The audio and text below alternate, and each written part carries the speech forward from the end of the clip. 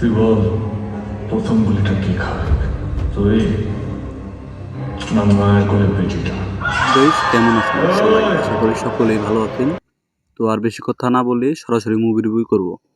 আপনাদেরকে সকলকেই স্বাগতম র্যান্ডম রিভিউ চ্যানেলে।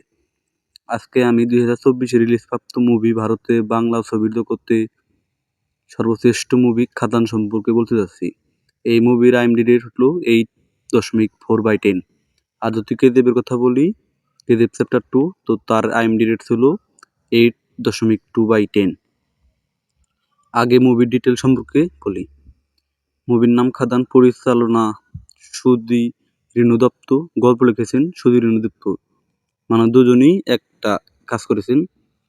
প্রযোজনা করেছেন নিষ্পাল সিং দেব, আর সাইড অভিনয় করেছেন দেব, দিশু সেনগুপ্ত, বরখা বিষ্টু, ইদিকা পাল, অনিবার্ত চক্রবর্তী। সম্পাদিত MD কালাম। প্রকাশের তারিখ 20 ডিসেম্বর 2024। চলমান সময় 137 মিনিট 11 সেকেন্ড। দেশ ভারত, ভাষা বাংলা। মুভির মূল গল্প। বাংলা কয়লার খনি জুড়ে ব্যাপকভাবে শট করা হয়েছে এই মুভিটিতে।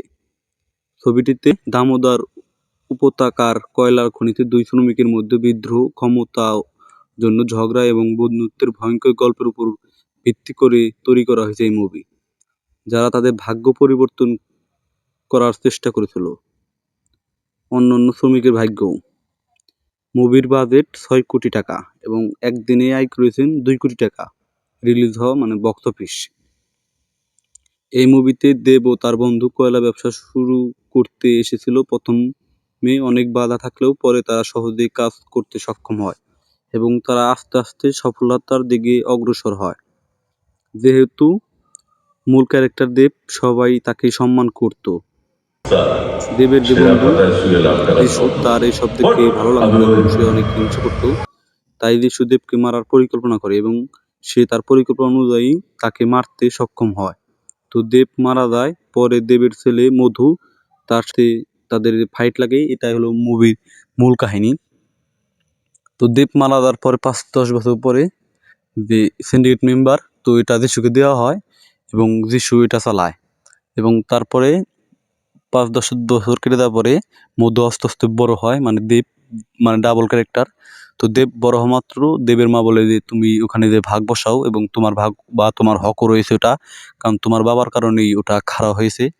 এরকম কথা বলার পরে দেব মধু বললে তার মাকে যে আমি সব কাজ করবো না, কারণ আমার বাবা চোরা কারবার করতো এবং এ সকল মধু করতে চাইছিল না।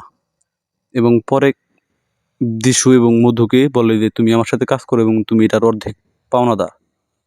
এবং প্রথম দিকে মধু রাজি না থাকলেও পরে তাদের সংসারের দিকে তাকিয়ে তো তাকে সব কাজ করতে হয়।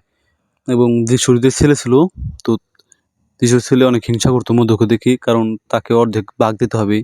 তো ওইসব কারণে যিশুর ছেলে মধুকে ফাঁসানোর জন্য একটা প্ল্যান আঁটে এবং সেটা সফল হয় এবং মধুকে সে জেলে ধরিয়ে দেয়।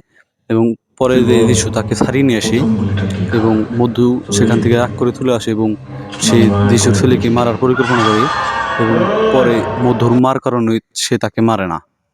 এবং পরবর্তীতে আমরা দেখতে পাই যে মধু পরে তার সিন্ডিকেটের যে কাজকর্ম তো সেগুলো করতে আসলে, তো সেখানে যিশুর ছেলে মদ খেয়ে এসে তার সাথে অনেক রাগারাগি বা খারাপ ব্যবহার করে। পরে কি হয়, পরে মধু রেগে একটা মদের বোতল উঠে তো তার মাথায় মারে এবং সেখানেই সে মারা যায়। তো যিশু কাছে এই কথা তা মাত্র যিশু তো অনেক ভেঙে পড়ে, কারণ তার রক্তের সম্পর্ক, তার ছেলে। এবং যিশু পরিকল্পনার মতন তাদের বাড়ির যে সকল মেম্বার, তাদের সকলকে মেরে খালি ইদিকা এবং মধুর মা এবং মধুর মামাকে তুলে নিয়ে আসে। এবং সেখানে তাদের সাথে বিশাল ফাইট হওয়ার পরে তো মধু সেখানে যিশুকে মেরে ফেলে। তো এরকমই ভাবে মুভিটি শেষ হয়ে যায় এবং মুভিটি অনেক অ্যাকশন থ্রিলার মুভি। তো যারা দেখেননি তারা MLBDW তে দেখে আসুন এবং ভালো লাগে চ্যানেলটা অবশ্যই সাবস্ক্রাইব করবেন। Bye bye, tata.